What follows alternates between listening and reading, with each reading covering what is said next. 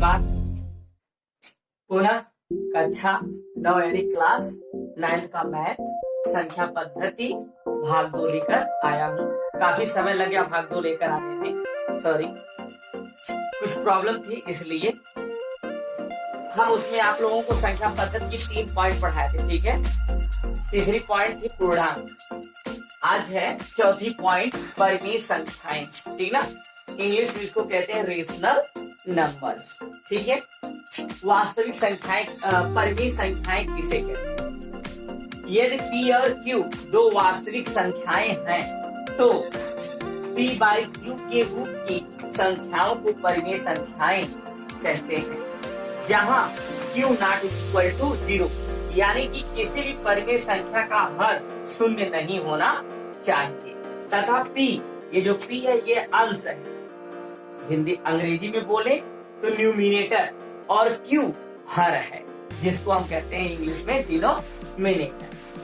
उदाहरण के तौर पर 0 by 1, 2, 3, 4, 4 by 3, 5 by 3, 4 by 6, -2 by 3, -4 by 8 आदि, ये सभी क्या है? परिमेय संख्याएं। देखिए ये इसके बटे में हम क्या करते हैं? 1, मतलब अपान 1 कर दो, यहाँ पर वो अपान 1 कर दो, यहाँ पर वो अपान 1 कर दे, तो ये सब क्या है? परिमेय संख्याएं कहलाएंगे। ठीक है, अब परिमेय संख्याओं के प्रकार, यानी परिमेय संख्याओं के कितने प्रकार होते हैं? 2 ही प्रकार होते हैं, धनात्मक परिमेय संख्याएं और ऋणात्मक परिमेय संख्याएं। यानी कि धनात्मक परिमेय संख्याएं जैसे 3 बाई 4 धनात्मक परिमेय संख्याओं के उदाहरण है। ठीक ना, 3 बाई 4, -2 बाई -6, 2 बाई -3 आदि। ठीक है, अगर देखिए 3 बाई 4, -2 बाई -6, -2 बाई -3, ऐसी कोई भी संख्या आपको दिखाई दे रही, तो ये क्या है? धनात्मक परिमेय संख्या। आप सोच में पड़ गए होंगे कि यहाँ पर माइनस, यहाँ पर माइनस है, ऋण दिख गया तो ये ऋणात्मक हुआ। नहीं, ऊपर और नीचे यानी अंश और हर, न्यूमिनेटर और डिनोमिनेटर दोनों ऋणात्मक है, तो ये डिवाइड हो जाएंगे, कट जाएंगे, तो ये क्या हो जाएंगे? धन हो जाएंगे। ठीक है, तो हमेशा रिमेम्बर रखिएगा कि न्यूमिनेटर डिनोमिनेटर दोनों क्या है? निगेटिव है, तब भी वो क्या है? आपका धनात्मक परिमेय संख्या है। अब आता है नंबर 2, ऋणात्मक परिमेय संख्याएं। तो ऋणात्मक परिमेय संख्याएं क्या होती हैं? जैसे -2 बाई 3, ठीक है, 3 बाई -2 आदि।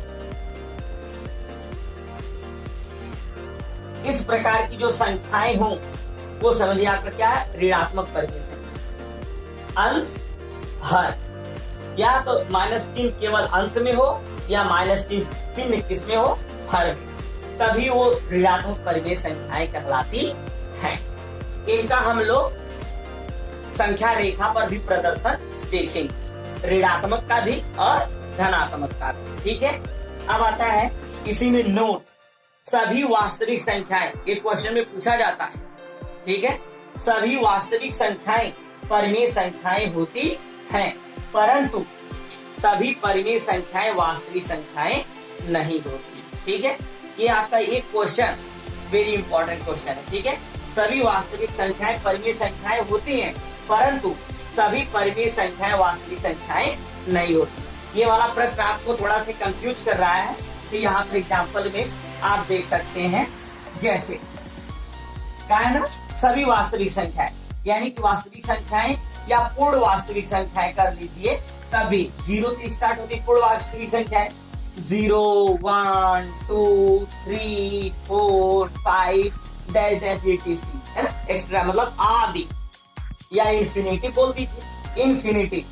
अब इनको हम परिमेय संख्या बोले तो 1, 1, 1, 1, 1, 1 करते गए ना, तो ये आपका क्या हो गया? परिमेय संख्याएं हो गई। ठीक है, P बाई Q, अंश हर मिल रहा है। अब यहाँ पर बोला गया है परंतु सभी परिमेय संख्याएं वास्तविक संख्याएं नहीं हो सकती हैं। इसी में देखिए, जैसे अगर हम 3 बाई 2 कर दें, ये डिवाइड नहीं होगी, तो ये परिमेय संख्या ही रहेगी। ठीक है, और अगर हम यहीं पर 4/2 कर दें, ये परिमेय संख्या भी है, ठीक है, और वास्तविक संख्या बना सकते हैं। कैसे? 2 1 जा 2, 2 2 जा 4। अब यहाँ देखिए 2/1 ये परिमेय संख्या है ना, और वास्तविक है, बस यहाँ पर हटा दीजिए 1। देखिए 2 आ गया कि 1 लिखे या ना लिखे, फिर भी ये आपका क्या है, परिमेय संख्या और वास्तविक संख्या दोनों है। समझ आ गया ना?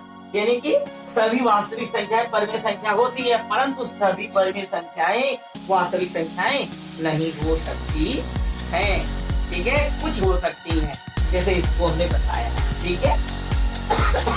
अब आगे